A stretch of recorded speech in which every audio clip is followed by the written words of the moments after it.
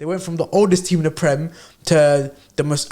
They're everyone's favorite second team now. They play great football. They have great youngsters. They have a lot of loan. Their transfer policy is amazing. They have obviously Zaha's their outlet. They have Conor Gallagher doing his thing as well. So all these pieces, it's like now Vieira's getting the plaudits because now Palace are doing well. Why is it that it has to take a person of colour the long way in football in order for them to finally get appreciated with their skill set?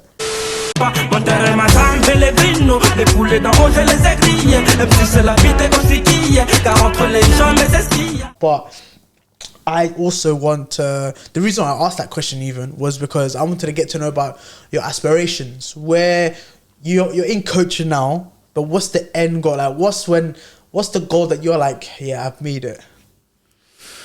Ooh. I'll know I made it once I can make myself out of teaching and having a full-time salary working within football, if that makes sense. But still as a coach? Yeah. So basically, right now I'm obviously doing teaching and coaching. That's a vague answer. I'll be specific. Yeah, specific. Right. The day I'm working full-time at a football club as a coach. Was it head coach? Head coach soon. No, head coach. Head coach. You don't want to be choose. You're either a Jose Mourinho or a Paul Clement. Which one? No. Obviously, the dream is to be a head coach. Okay. The dream is to be. Okay. Yeah. The dream is to be a head coach. But when you say, once I know I've made it, right? You know, football is an industry where it's quite hard to get into. So when I know I've made it, it's once I've got that first step in and I'm a full-time coach at a role. Because then from there, that next step is easier. The first step is the hardest bit. So that's when I know I've made it. Like, I've got a full-time, so I don't have to... Your end goal is to be a manager at what level? Hopefully, you know, like, take a team at a World Cup, Champions League. The point of doing things in life is like you want to get to the best of the best, or to see how you could be at the best of the best. I like getting you out. You know, I had to throw the in. No, I just don't want to, like, you know, I'm trying to like keep it humble and whatnot. No, you can keep it humble, but you can say your goals as well. Yeah, of course. Like, that's like me saying, I want to get this show to a proper production, like a big studio, have like a whole team, like an editor team, a production team. Of course, yeah. Yeah, I'm the host. Yeah, there's many, we can say our goals. Your goal, for example, could be, I want to be a Premier League coach. I want to make it in the Premier, like, professional game. Yeah. It could be either Premier League or League 2. Anywhere within that. If I'm a manager, first team coach, gaffer. If I'm referring you as gaffer, you're clear. At that point, you're clear. But I think there's small knowledge I have of coaching is that, I don't even know, I might even ask you, as the higher the level you go, does your qualifications need to increase as well? Yeah, so you can get away, so I can get away right now with, because of my experience working with Middlesex FA and working with and being a player before, I can get away with just having a level 1, right? So if I want to even work as a youth team coach at Hayes and Yedden, I'm meant to be level 2 minimum.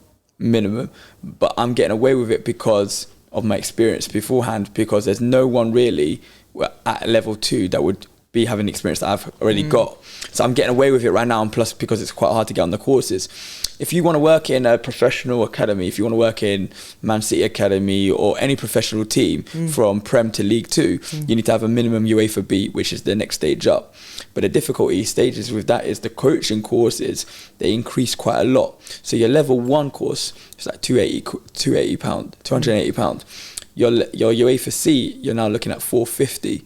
All right, okay. It's quite a steep thing. And then your UEFA B, which is quite hard because there's a limited amount of space. I think they only run it like 2 times or 3 times in a year, and there's like only like 15 spots each round. And that is like 1,500 for the course. Don't you get like scholarship funding? Or can you apply for funding? But that is quite hard to get to, because even then that would be only like 3 or 5 spots, and you're talking about maybe 3 or 5 spots for that region, and then you may be thinking nationally, maybe only 20 that would get that bursary for ethnic minority, and then you think for the courses, if there's only like 15 to 30 spots per round, there's how many people that want to go from their level 2 qualification to the UEFA B, it's 3-4 times the amount of people applying that get on the course. There are people that try to get on the UEFA B course that have been trying for 5-6 years, haven't been getting it on. I hear that, yeah. So, but then if you want to manage a first team game, so it goes like, you got your level 1, you got your UEFA C now, which is the old level 2, you got UEFA B, if you get your UEFA A, you can manage any first team in England, from League 2 to Champ. But if you want to work in the Prem, you have to get your UEFA Pro. And if you want to work as a national team head coach, you have to have like a UEFA Pro. If you see what I'm saying. UEFA Pro is the last one where you can't chat. But there's other ways around it, whereas...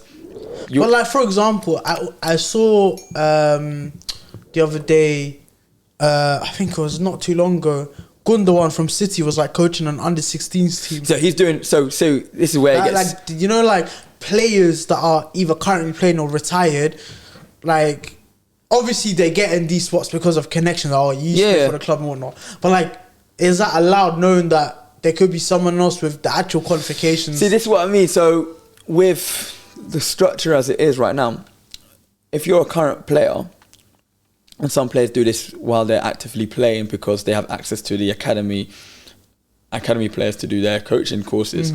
So a current professional footballer doesn't need to do their first 2 steps of the coaching. They don't need to do the level 1. They don't need to do the level 2. They go straight onto that UEFA B.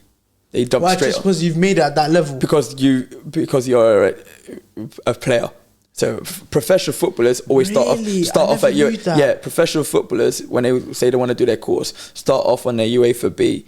It's easier for them to get that because they don't need to have that. The level 1, the course content is telling you how to create a session, like this is quite low level sort of stuff. Whereas then the level 2 is you're looking at how to organize a match day. Like, how are you on a match day? And then UEFA B is where you start really getting to the proper levels of coaching, where you're not just coaching what happens on the ball, you're coaching what happens on the ball, around the ball, and then away from the ball. So there's like all of that stuff. So if you're like looking at keeping the ball in possession, you're not looking at just the player that's on the ball, you're looking at the players that are affecting it around that ball, and then you're looking at the players further away, how they affected it. So it's a more detailed structure. But footballers, they get...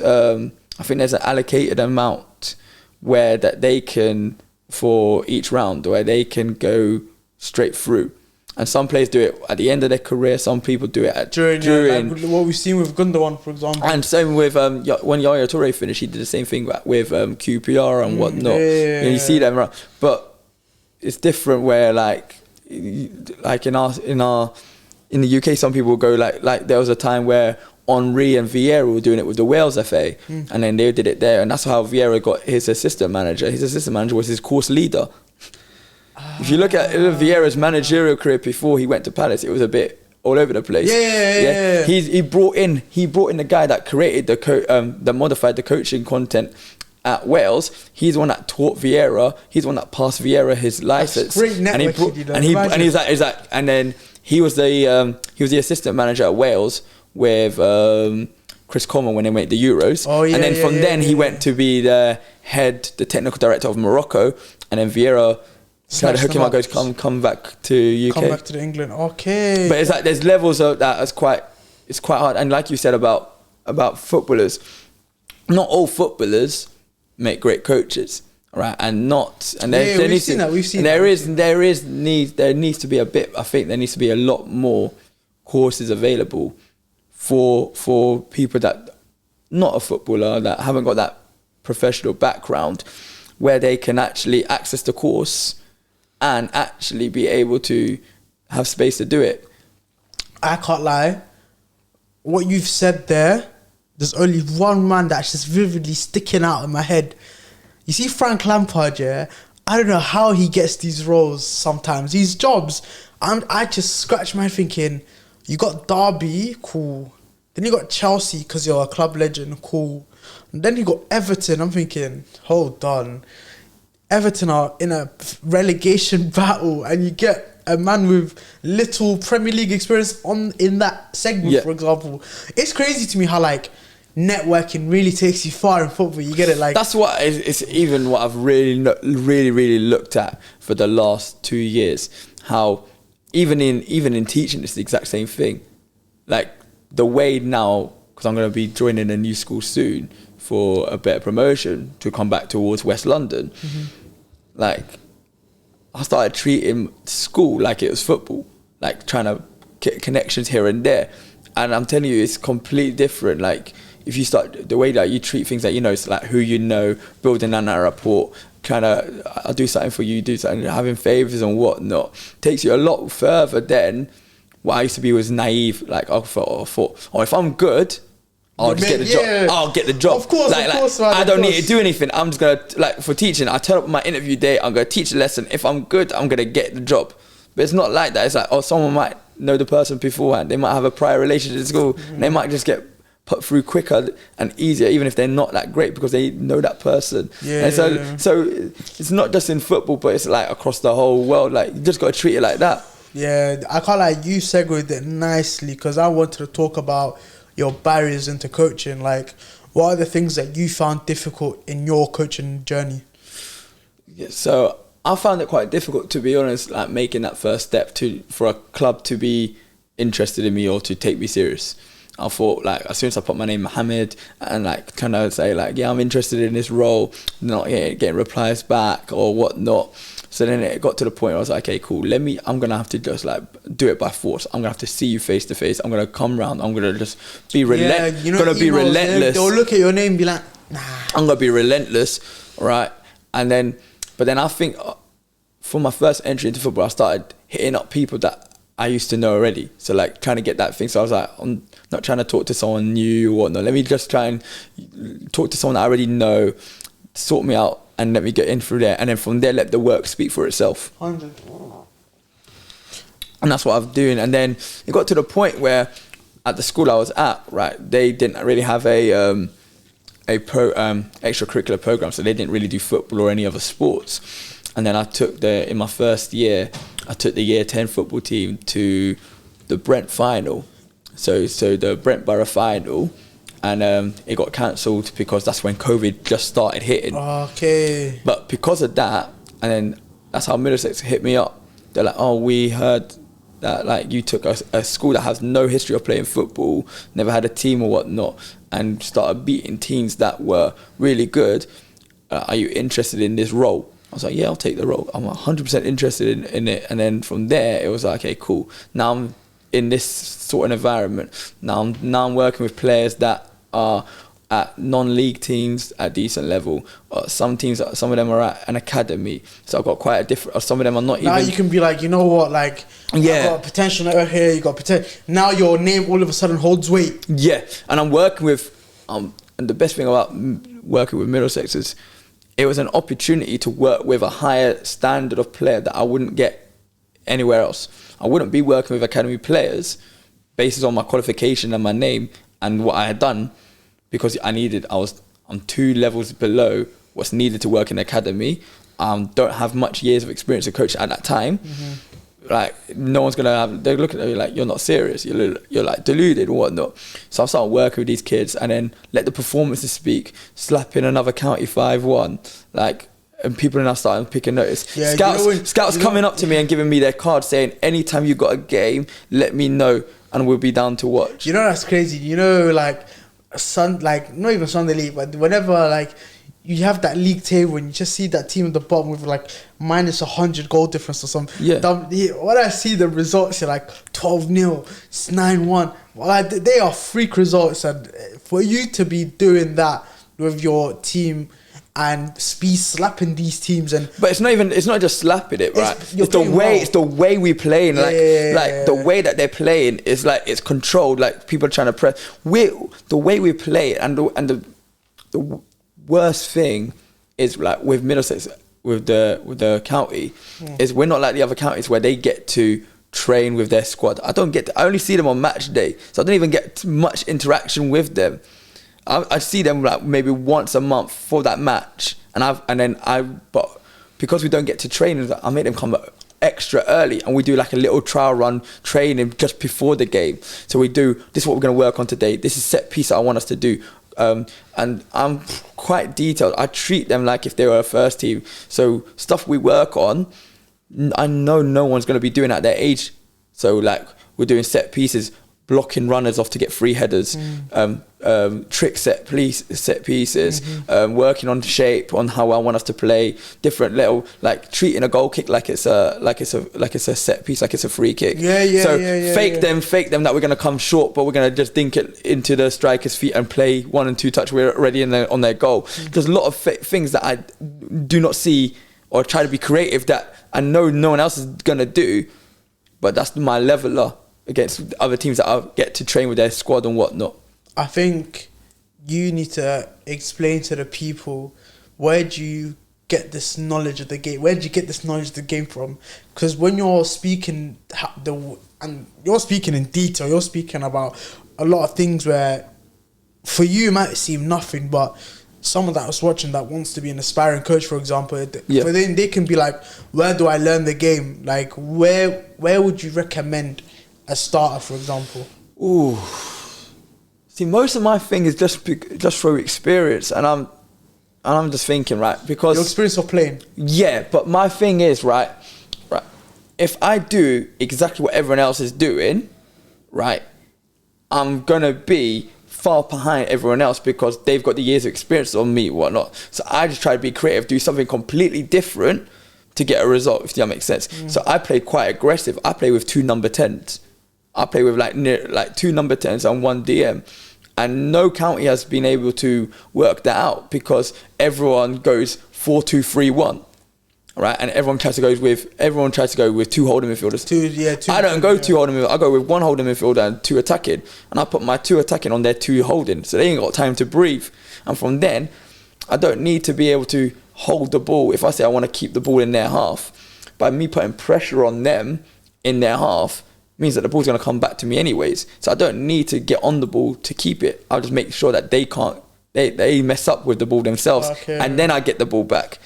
And then that's because most of my team are players that are playing like Sunday league level. So for our level, the results that we get compared to other counties where we play like Kent, who got players that are in Gillingham at Maidstone United and whatnot, and we got guys that are playing for like Rice at Rangers. You know what I mean? Like there's a level of coaching that they're going to be getting on a weekly basis that the squad that I'm going to have, I'm not going to be getting. So I just try to be creative in trying to do something completely different, where then that level then is not a problem. That makes sense. You touched on earlier about when I asked you your barriers into coaching and how, a lot of times they'll look at your name and be like, he's not the one. Obviously, with the BAME community, the BAME community, how would you talk about the lack of opportunities in that community? You have the black people, you have the Asians, you have the ethnic minorities. Where would you say the opportunity is most missed at? So, for example, because I think my question, the wording of it is horrible, because it's something that is just in my head. Coaches, a lot of coaches are white. So for Vieira to be in the Prem is an amazing achievement. The issue that I have is, I'm sure there are a lot of coaches that are like Vieira or that are Asian or whatever ethnicity you are, but sometimes I struggle to understand, can't you just pick people based on ability? So for example, if I have an Asian guy and a white guy, and the Asian guy has more qualifications and has more experience, naturally I'm going to go with him because he's probably going to most benefit my team. Sometimes I don't understand how someone like Fran Lampard can get spoon-fed all these opportunities, and I'm not trying to discredit him because clearly he was a great footballer, but coaching's a different ball game. And then Vieira had to take the long route to get to the Prem, and now you can see the wonders that Vieira's doing with Palace this year. It's a whole culture shift in the club. Before, there was guys that are Palace, I'm not even joking, they went from the oldest team in the Prem to the most, they're everyone's favourite second team now. They play great football, they have great youngsters, they have a lot of loan, their transfer policy is amazing. They have, obviously, Zaha's their outlet, they have Conor Gallagher doing his thing as well. So all these pieces, it's like now Vieira's getting the plaudits because now Palace are doing well. Why is it that it has to take a person of colour the long way in football in order for them to finally get appreciated with their skill set? I think it goes towards two things, right? Barrier of entry. So Vieira was a great player. So his barrier to entry, even though it's still he has a barrier to get into the position he got to, he can still fall back on that player. If you're talking about someone that looked like him that didn't have a playing background, the barrier to entry would be, well, the money, the amount that you need to pay to get onto the courses, the limited amount of spacing available on those courses, the limited amount of the bursaries and stuff for those that can't afford it from that background to get them onto the courses, and also the limit on how many courses are run a year. Now, if you're talking about then you've got your qualifications and you're trying to get a job within football, then you've got to look at, if you're trying to work in an academy football for the youth team, is who's making that decision on who's hiring the coaches. So it's like the person that's making the decision on hiring the coaches, are they from that same background? Are they biased in what they're looking for? And if you're looking at a first team manager, it's that recruitment thing. And I think what you find out with, the examples that you gave with Frank Lampard and Patrick Vieira, before Frank Lampard was manager at Derby, he didn't do a coaching session. He was never a coach. He never did a youth team session or whatnot. He got that job through his uncle Harry Redknapp, who put his name forward.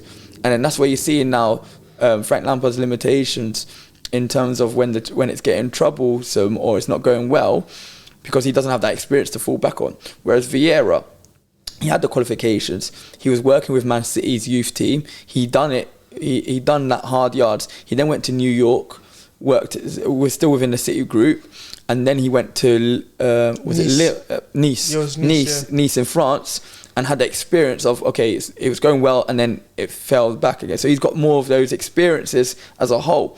So I would rather have that as a route rather than Frank Lampard's route. But the fact that Frank Lampard can have someone to call on his name and he will just get accepted without having any coaching experience, that's the thing that we got to be looking at, is who's making that decisions at the top.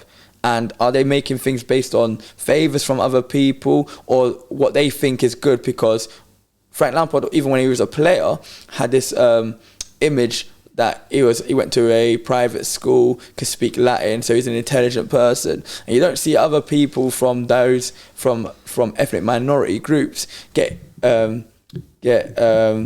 described in that kind of a way. Whereas, so they were always tipping him to become a manager based on education or what they perceived that he was smart. They thought because he's a centre midfielder, he's always in control of the game, he must be able to coach. But he hasn't had a coaching session. Yeah. But it's that goes on to who's making the decision, the chairman and the owner at the time. Yeah. And like you said, he got the job at Chelsea because it was a club legend. They didn't have any money really. They had a transfer ban. They lost Hazard, and no manager would have gone to Chelsea at that point. So they said, you know what? We saw what United are doing with Oli. We saw what Arsenal doing with Arteta. Let's get Lampard in and steady the ship for the next bit. And then obviously after Lampard, Tuchel came, and obviously that's got them sorted. What are your thoughts with the lack of representation within the ethnic minority in football? Yeah, that is a very big issue. And it's like in any industry you go, whether it's business or whatnot, it's the lack of ethnic minorities at senior level, the decision makers. That is where, if you really want to see the real change happen, that's where it's going to have to come from. Because I'll give you an example, working in teaching, how many ethnic minority PE teachers do you know? There's not really many, is there? Like growing up, there's not really that many, and even if they were, it was quite rare. We only had, damn, I didn't even do feel like that. There's not really many. it's not really an industry. They're all white. It's not really an industry, right, where there's a lot of things. So it's the same thing with PE teaching and coaching. And okay, cool. So how are you going to be able to understand your players as a coach that come from different backgrounds if you can't relate to their issues? I know friends of mine, when they were in academies, they were late to training, but that's because they had to go they had to pick up their sister or whatnot. It's ethnic minority things that we have to do that other people from other backgrounds don't have to do. But then their coaches having a go at them thinking, oh, you're not serious, you're not interested, when they got other things on their mind, like might be someone in their family might be sick or whatnot, or they have to be the sole carer for that. You see what I'm saying? And then, but not having that empathy or even knowing that that's going on in the background is where you see a lot of those ethnic minority footballers coming out of the game early as well. There's no one to empathise. The same with PE teaching. How many times when I was doing PE and I was fasting during Ramadan, but my teacher was like, still like, go do the same, treat me the same. And I was like, but I'm fasting, like it's really hot in summer and whatnot. There's no that little bit of, okay, I understand what you're going through, let me ease back. But the only way you can change that is by being in it yourself. So we need to get more people in the ground, and we need in the entry level, and we also need more people above. The thing is, don't you think, I know, I get what you're saying in terms of if there's not a lot of ethnic minorities in football in general, obviously it's going to be much harder to make change, because they're going to look at it as like, you guys are the minority, we're the majority, so the majority rule wins, innit? But surely a lot of ethnic minority people are intimidated and put off with this whole situation. So there's a catch-22. So ethnic minority people are seeing the situation and go, it's going to be, I'll do all of this effort and whatnot, and I'm not going to get an opportunity. Let me just allow it, keep my money and have a stress-free life and just do my own thing. And that way, and just keep it like that. But then you got others that want to take that challenge on, want to keep going and want to keep pushing. But there's like, we still need to educate other people, those that are holding the positions. Like, I know in America, in the NFL, they got the Rooney Rule. So the NFL, and I think there's a big debate right now with the Brian Flores, who was the head coach of Miami Dolphins. Mm-hmm. He got fired by them, even though he took them to just like a win off from getting the playoffs, but they had like loads of injuries. And he was like, well, my record is good. But then they fired him, and then they couldn't, and then they went to hire someone else that was white. And then he put a case against them. And they have to now, they couldn't hire their professional thing because they can't hire who they want, because they wanted to hire who they wanted and then interview an ethnic minority, knowing that they were going to hire someone else in the first place. Yeah, it's one of them ones where you filled the quota, so you have your candidates, and then once you have your candidates, you in your head know who it is, but you're just there to fill the numbers, innit? A lot of people assume when you work in football, you're going to get the top dollar. Yeah. So a lot of people go down the thought of, okay, we see what the Premier League footballers are getting, we see what the Premier League gaffers are getting, what are that level, do you think that money gets given to other levels like the Championship, League 1, League 2? And I always tell people that you need to reduce your expectations, because the Premier League is so disattached from the rest of the football league, because of they have their own thing, and then EFL run the other three divisions. My question to you is, and this is to clear up this myth, as an academy coach, and this is an academy coach, so at this point you have your UEFA C, UEFA B. Your UEFA B. Yeah. So as an academy coach, you have your UEFA B license. Yeah. At that point, do you get more money, or let's not even do more or less. What is the level of pay you get at that level? So when we're talking about barriers to entry within coaching, and why we don't see many ethnic minorities going into that professional route, right? So we always said one issue was the cost of the course. The other issue was the opportunities. But say you get the opportunity, right? And you've paid the course, you've got the licenses, you're good to go. You're qualified, you're good to go. The other issue is the pay. So you could be like working on a decent job, like you could be working in an office or whatnot, or as a teacher, and your pay is more than what you would get as an academy coach. So you've got that high barrier to entry of the money that you're paying for your coaching licenses, the hours that you're doing outside of your work, going to and through places through games and coaching And not just that, sessions, session planning. Like, session planning and whatnot. And then your pay is not as or is nowhere near what you could get through any other sector of life. So you're taking a reduction in hit, and most people get to the stage where they got a family, they got kids, of course. then they've got a mortgage to pay, and they don't make that transition. Touching on that, yeah, I had this conversation, and I wanted to get your thoughts on this. As a coach, yeah, you know how like when you work a normal job, you get told you're working from 10 to 6, for example, 9 to 5 or whatever, and you get paid for those hours.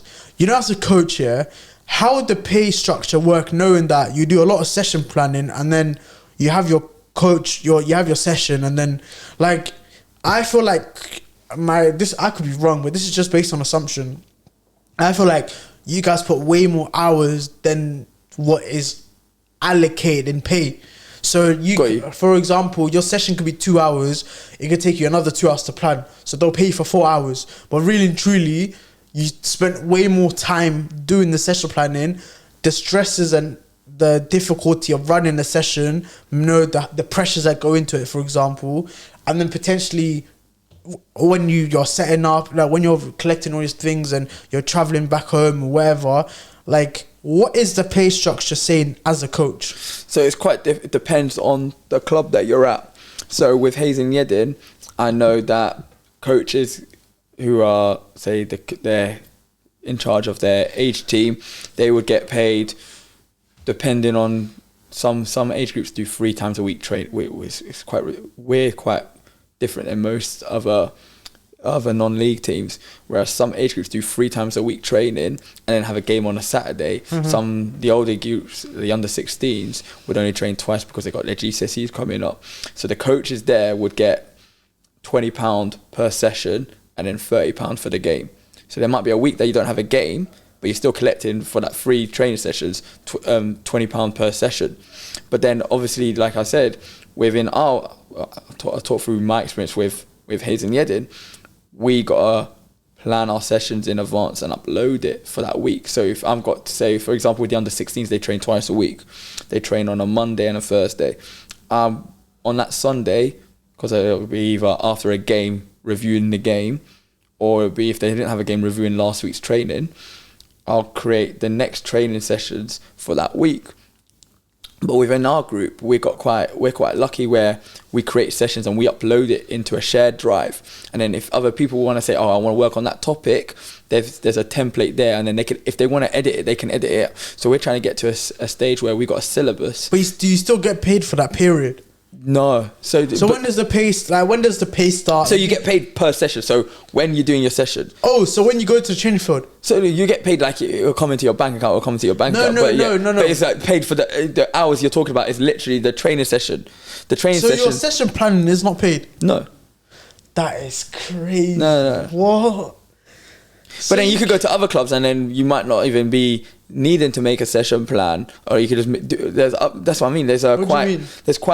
It's quite a wide spectrum. So if you go to like other non-league teams that are, so like you could have like other non-league teams, their expectations on what you're required to do could be quite different. They might be just training once a week, but there's no proof or asking you to make a session plan because you're the manager. There's no one overseeing above you. Yeah. But within our group, because we're trying to improve the whole academy and we're trying to make everyone follow the same thing, that's where we're creating session plans, but we're uploading it so that everyone can see. So do you know, for example, when you get to like step 2 conference, League 2, League 1, and the higher you go, yeah, do they start considering your session planning?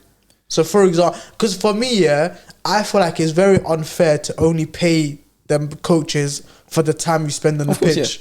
Yeah. You obviously spend a lot more time deliberating, planning, evaluating, analysing the session, creating a new session, for example. Like sometimes you guys have to be adaptable. Like you can have a period where you've lost 3 on the bounce.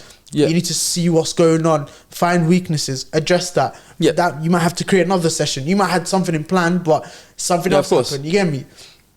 I just feel like it's very unfair to not pay the coaches that time. Yeah, that's true. Is that something that you would want to see implemented? you can as a coach, because think about it. If you're a coach and you spend all these hours and like over let's say over a month period in it, because that's normally when you get your salaries and stuff, your wages. So over a month, let's say you've done I don't know, let's say, so for example, how you train Monday and Thursday, innit? Yeah. Okay, so let's say Monday and Thursday, your trainings are 2 hours long, innit? Yeah, or 1 hour and a half or 2 hours, depending. Okay, let's just say 2 hours for argument's sake, innit? So let's say you do 2 hours of actual on the pitch, and let's say you have another hour before. People might not think, it's not a lot. It's only what, £10 more, for example, if that's the wage, for argument's sake. But that extra bit, at least you feel like the work that you're doing is meaningful to whatever you're getting at. Because at the end of the day, we need to make a living. Life is not free. So if that's the situation, so think about it. You can there's 4 weeks in a month, yeah. So if you do 2, 4, 6, 8, that's £80 a month on the field coaching. Then you add the 1 hour that they consider as session planning. Yeah. On top of that, so you have 30, 60, 90, 120. So now you've gone from 80 to 120. And now all of a sudden you're like, this is, you know what, it'll motivate you. Like, you know what, my time is actually being taken more seriously, and you're actually going to end up creating more detailed sessions. Yeah, but I'll be quite saying that in the non-league world, I'm in the minority where it's paid. There'll be most, but obviously your aspirations are, of course. So let's touch on that instead. So like there's clubs at the same level as the club that I'm at. They don't pay their coaches.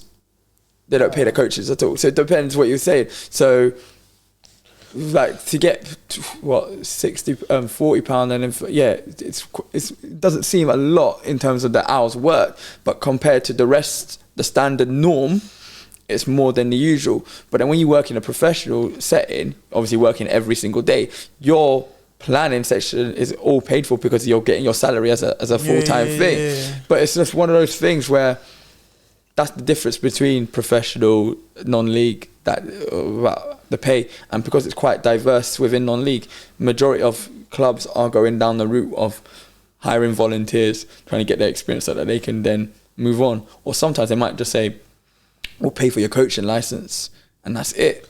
I think if someone was to say to you, we'll pay for your UEFA C, we'll pay for your UEFA B, I think there are things that at least you can look forward to, be like, that's a big portion. Like regardless, this is the reason why I'm with Hayes and Yedden, is because I've got the best of both worlds.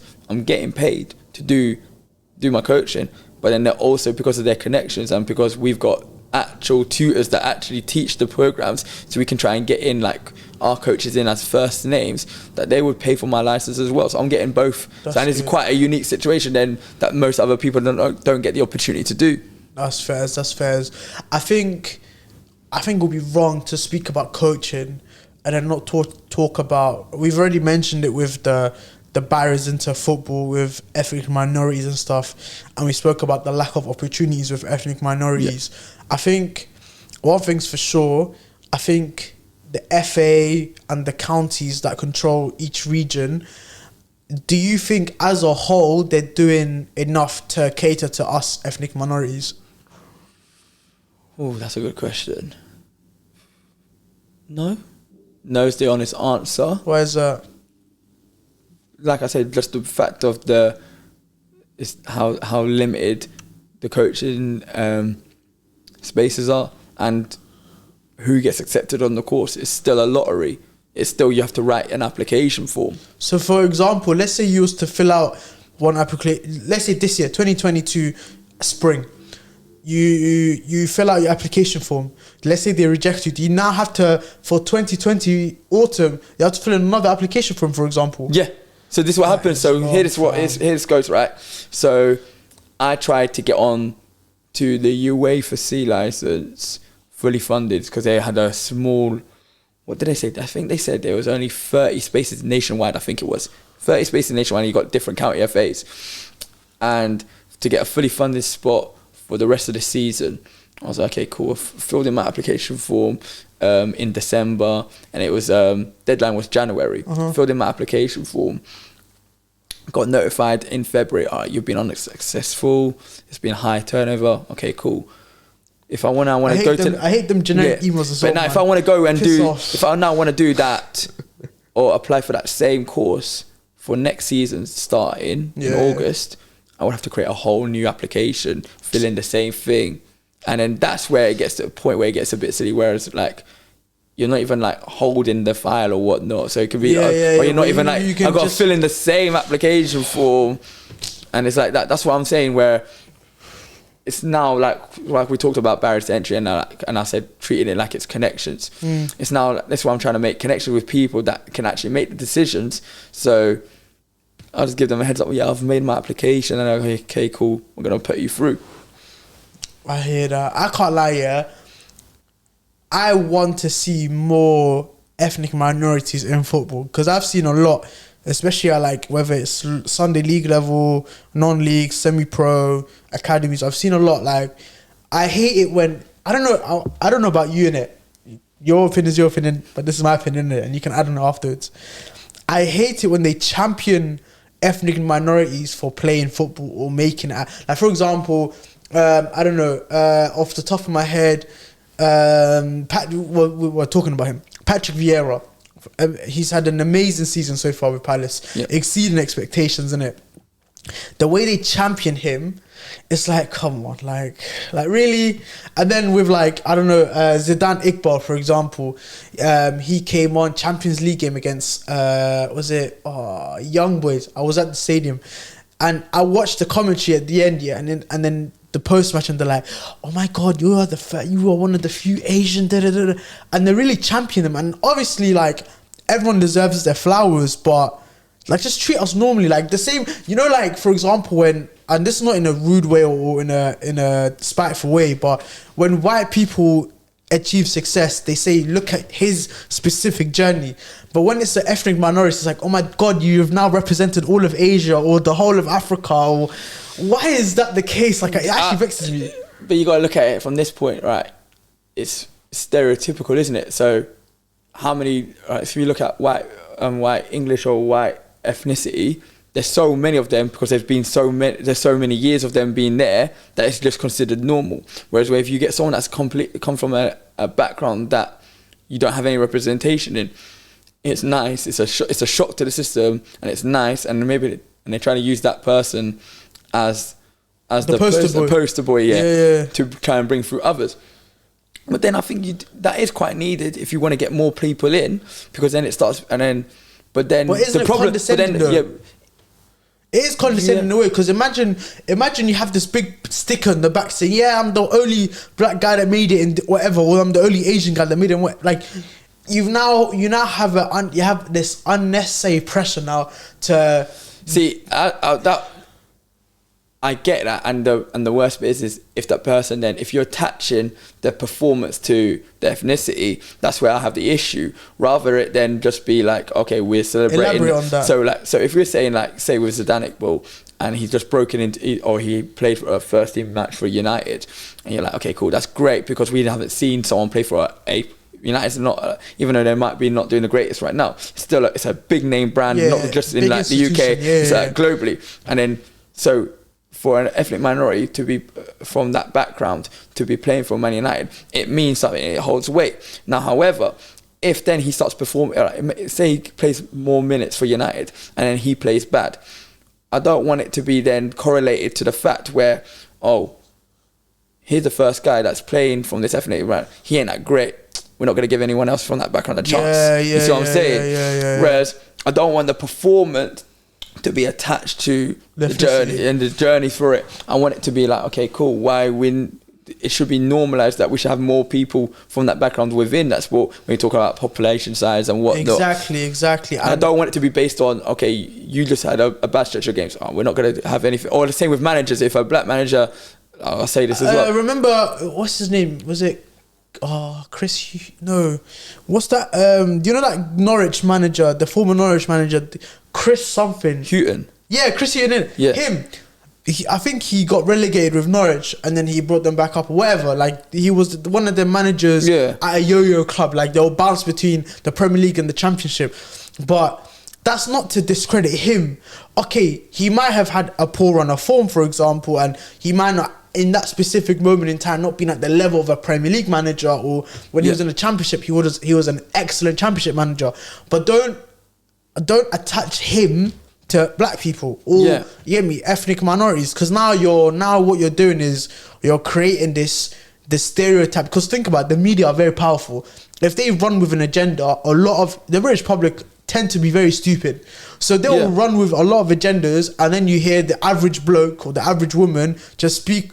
Like she'll watch BBC or Sky and whatever, they'll broadcast something, they'll spin it in a way which is derogative and very condescending. Boom, you have your whole narrative of black managers are very bad. When was there what are you talking about? Where's your receipts? Where's your proof? You get me? If for example, if let's say Patrick Vieira relegated Crystal Palace, I promise you, black managers in the Premier League would have been impossible. Because what are they gonna do? Look at your example of black people. Look what he done. You hear me? And not even as managers, we can even shift this to players. The Euros just gone. Yeah. 3 black players missed. But what did? They blamed the black community as a whole. You saw what happened afterwards, you hear me? So they attacked the black community, but it was the 3 individuals that missed. So let's speak about them. Let's speak about, unfortunately you missed. Unfortunately, this didn't go our way. Better luck next time, you know? Yeah. Like, it's not, 3 black players missed. The white players scored. Yeah, let's go on to them. You get me? Like, it's not... I don't like how certain things... And then when we talk about managers, right? And we talk about opportunities, like ethnic minority... coaches or managers within football, they never get put in to the ideal situation. So like, for example, like Chris Hughton, he was an assistant manager for a long time at Tottenham under Martin Jol, and then he went to become an assistant manager at Newcastle. Newcastle then got relegated in 2008. He then became first team manager because they couldn't find a manager, and the guy Mike Ashley wanted to save cash. He then brings Newcastle back up, keeps them in the Premier League. He gets fired, and then he goes to, I think it was West Brom or something like that, and then he went to Norwich. One of them, he went to Norwich, right? But his situation, like I said, was he was never put in a great situation where he can where he can be showcasing what he can do, or you can see, or even if you can't see what he can do, you can see his limitations, whatnot. You don't know his ceiling or whatnot. He was always in a position against clubs that are fighting relegation, so. And then if he doesn't do well, which is a highly likely, it's a highly likely because of the club that he's at the quality is not there, or the way the club is run is not ideal. Then if he does bad, then that's going to be targeted on him rather than looking at elsewhere. Why are we even in that position in the first place? Because you would have to do, if you're one of those managers at that level where you're constantly fighting against relegation, you would have to do something beyond. Like just staying up to get your flowers, to show what you need to do. Exactly. So I can't lie, even like seeing stuff like that, I can understand why someone from like the parents of ethnic minority children, I can understand why they're protecting their children, because they know the industry is horrible. They way they treat the ethnic minority people, whether you're a black person, whether you're as an Asian person, whatever, the way they treat them is horrible. And I can understand as a parent why you want to hold your child away from that. I can say, like, life isn't perfect. Unfortunately, racism and discriminations in all forms of of professions, unfortunately, that's the way we're in. So, but we all know within football there's this extra what's the word I'm missing for? This extra vim when it comes to discriminating people. Because if you're not white, you're not a manager. If you're black, you have a bit of power and athleticism about you. Yeah, you're a great winger. You're a great striker. You're a great centre back. It's never like you never see, like, even in academies. I will never forget this year. I was playing this one kid. He was from Zimbabwe. Obviously, he had the athleticism and he had the build. But he also had technique. That technique, bro, when I'm watching him, I'm like, you are amazing. Like, he has touch and sauce. What happens? The manager's not playing him in midfield. He wanted to play midfield. Where's he getting dashed? Right back. He was getting dashed right back every game. Cool, he done a good job. He's not a bad player. He's very versatile. But he's even come out and said to all of us and said, I prefer to be a centre mid, like an 8. didn't get a single opportunity. And I remember he played the whole season as a right back, and then after that he moved on. And obviously, I haven't got in touch with him since. But just seeing stuff like that is very, very sad. Like I feel some type of way about it. But yeah, I feel like coaches. Do you think the coach's journey from an African minority community, like a black coach, Asian coach, and whatever the above, do you think their route in coaching and their way and their path is much more difficult than his? Yeah, it definitely is. And I feel like what you need to do to get noticed is way much more than a white coach would need to do. So a white coach might not need to do as much, but can get promoted because he might just have years of experience. Like, oh well, he's obviously done something. Yeah. Relative success will progress him up. Yeah. Whereas a ethnic minority coach might have to do something completely crazy to then go, oh, he definitely can coach. He definitely then deserves a chance. On that, do you? And I'm only asking this question, but purely on curiosity, because I want to know the perspective from your angle. Yeah. As a coach, does your skin color benefit you or set you at a disadvantage whenever you're speaking? Because I know you said earlier, your name, for example, they won't take your seriously. They'll look at your name on emails and be like, no, this is not it. Obviously, your skin tone is preferably what they would want. You know, you're closer to white than I am, for example. Yeah, you get it. So it's like, does that benefit you? No, so like I say, like I get mistaken for being Arab, North African, and then that's where I get treated as they see my name Mohammed and my skin color. Oh, you're Arab, blah, and then treat me like that. So it's still not like English, not like white or anything. I'm still targeted in the Arab ethnicity. Boom. Okay, cool. Man, that's tough, man. Have you ever thought of like just moving abroad? Like, you get me? Like moving to countries where you know the opportunities are much better. This is where we're talking about within coaching and the barriers. So obviously England's part of UEFA, and UEFA badges are held in the highest regard. Of course, yeah, right? It makes sense. So I was tempted to, and this is what I was talking to you, family members about this and friends. I was talking about moving to Dubai with a teaching salary, which is obviously tax-free, which is really decent, good money, and then doing the Asian courses there and doing that. But then the problem is, so like they have the same structure as the UEFA courses, but if you then come back to like Europe, it's treated as one level below. So if I get, say, a Asian C, so AFC C license, which is the same as the UEFA C license, it'd be treated like the exact same course, similar-ish, but it'll be treated as I've got a level 1. So it'll be treated as one course lower than UEFA, because UEFA's got this like big brand and stuff. And I know other English coaches, I've done coaches from England going to abroad, they do like the American coaching courses, but it's not really as translated back to here. So my thinking was, go and do the Asian courses in like Dubai, have some money, put that aside, come back to the UK, and then try and get onto, say, a UEFA A course, when I already got a course that's higher than that in there, but it'll be the equivalent on there. But then because I've got that coaching certificate, it'll be an easy side route. And then I've got that money from the tax-free salary of working in Dubai and then saving it up. But that's what I thought about. But then I thought, why would I want to come back?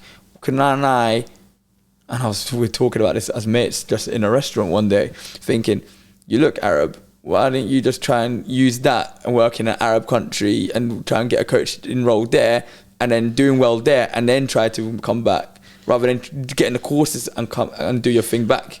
So basically, like, you know, like Xavi, he went to Qatar, and he done his thing. Or like, obviously you're not gonna, because obviously you're not Xavi, and obviously Xavi's you know what I mean. But like, just like, you might as well, right, working in Dubai, work for the UAE national youth teams, progress up, might become UAE national. Take them for the first UAE never made a World Cup. Take them to the World Cup. Oh, Snap. Okay, cool. Then from that to maybe take an African nation job and work through that way rather than.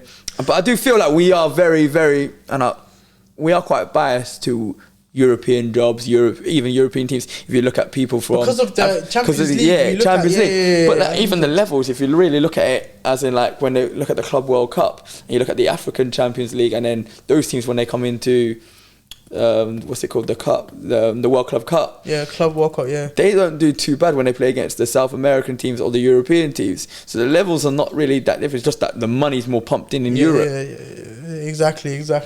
But no, I can't lie. Today has definitely been one of them days where I'm like, yeah, I've definitely learned a lot about coaching from another aspect, you know, because having a lot of conversations with people.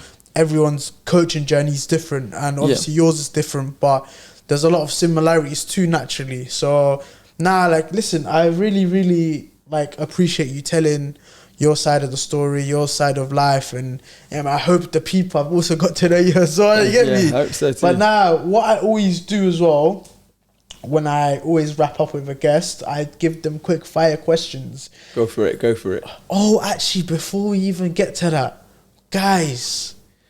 It is the end of March, which means you get to decide where the money that is in the fine pot goes to. What charity would you want that money to go to? So obviously, for those that don't know, Remedy was late in one of the episodes. So he has to hold a red card, which is a £15 fine. And now Mohammed here can decide where that money goes to. Okay, so I would like to let that money go to my local masjid, Hayes Muslim Centre. So no worries. We'll get that sorted for you. You get me, and you can do that. But yeah, Remedy, don't be late again, brother. Yes, it's going to a good cause, but trying to make me look bad. Don't do that. You get me? But quick fire questions. You ready? Yep. All right. Question number 1. Would you rather go through the labour process instead of your wife, or have your wife's period until you're 50? See, if you asked me that a week ago, I said labour process, but because I'm like thinking I'm like just do that once or 4 times in it, but like periods are long in it, it's every month. Yeah. But then I was like, let me just take the period in it, like period? firm it just once every month in it. You don't know the strength. It might be a little thing, it might be a little bit. It might be like just get some ice cream, hot water bottle. I'll be alright. Fair enough. Would you rather have your camera roll exposed or your messages? Camera roll. 100% all day. Messages are dry. Camera rolls of like loads of football group chats and stuff that they send. You know you've been part of like non-league teams. The stuff that they send is just not right. Yeah. That's fair. Would you rather accept everything or reject everything? Accept everything. Really? Yeah. That's a bit mad. Accept everything. You could be. You never know. You never know. You could be put in a bad situation. You have to say yeah. Cool. So what? It's a good life story to tell. Fair enough. Would you rather read minds or be invisible? Read minds. Easy. Read minds. We're the same. Would you rather owe money or owe a favour? Owe a favour. Why is that? Owe a favour because I feel like you owe a favour, then you get a favour back. You can progress and do more. Whereas money is just money. Yeah. Okay. Yeah. I hear that. That's actually different. Yeah, that's quite different actually. Because a lot of people say owe money, even myself. And like, I'd rather just. Nah, but if I owe a favour, that means you've done something for me, like, and I've now done something and progress, move forward, and like we're talking about football, like if I owe you a favour, you owe me a favour, kind of thing. That's the way we can move up. I like that way of thinking. Actually, rate that. Would you rather also go to war or go to jail? Go to war. Calm. Go to wait. What? Go to war. I had jail. Why? Bro, me, I wouldn't last in prison. Bro. Nah, I got that. You said you're lasting out on the front line, trenches. Bro, I'd rather do that, yeah. Me in prison, bro. Nah. Say no more. Would you rather be the best dressed or the best looking? Best dress, I think. Calm. I don't really like either. I don't really care for either. If I could just walk out in my pajamas. That'd be great. But in terms of where I want to be, if I want to be where I want to be, it's dress sense, isn't it? As a manager, you can't be dead dressed. Like you look good, but dead dress sense. No one's gonna take you serious. Fair enough. Yes. Would you rather have more money or more time? More time. Say no more. Would you rather travel back any point in the past or any point in the future? Any point in the future. Why is that? I've already experienced it. I wanna see. No, but not your lifetime. This could be, I don't know, World War One, or when dinosaurs were here, or when the first rocket went to space. Like stop, like just anything in the past or any point in the future. I want to see the future because like, I want to know what's going to happen, innit? Like I've really learnt about what's happened in the past, have an idea about the past. We ain't got no idea of what the future's like. Fairs. Would you rather lose all your money or lose all your memories? Lose all my money. Fairs.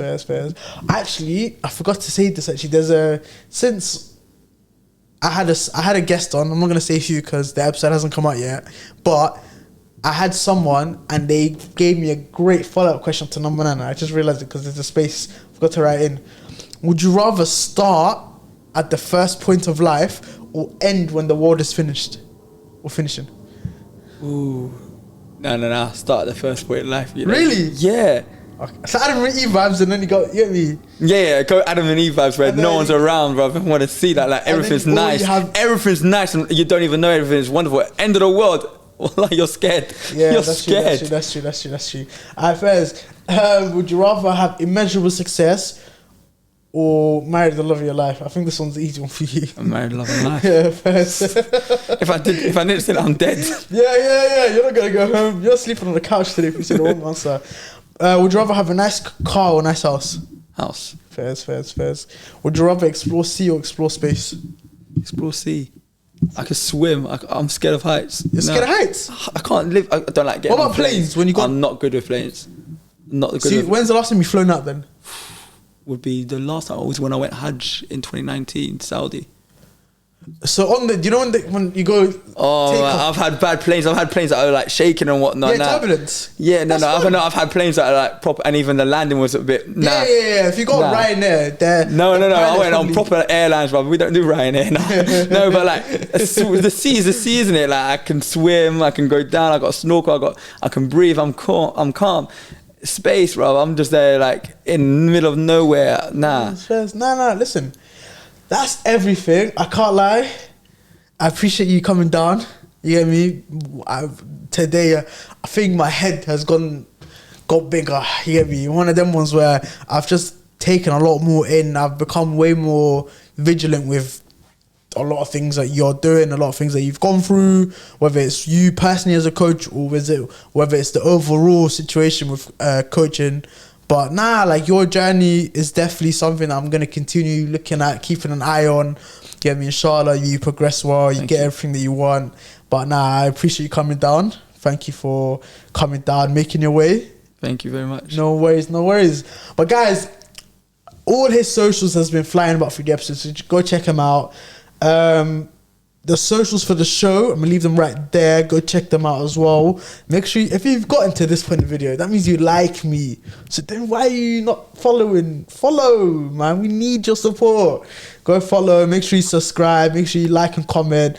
Tell me what you thought of today's episode. You get me? Tell me who else you want to bring on. You never know.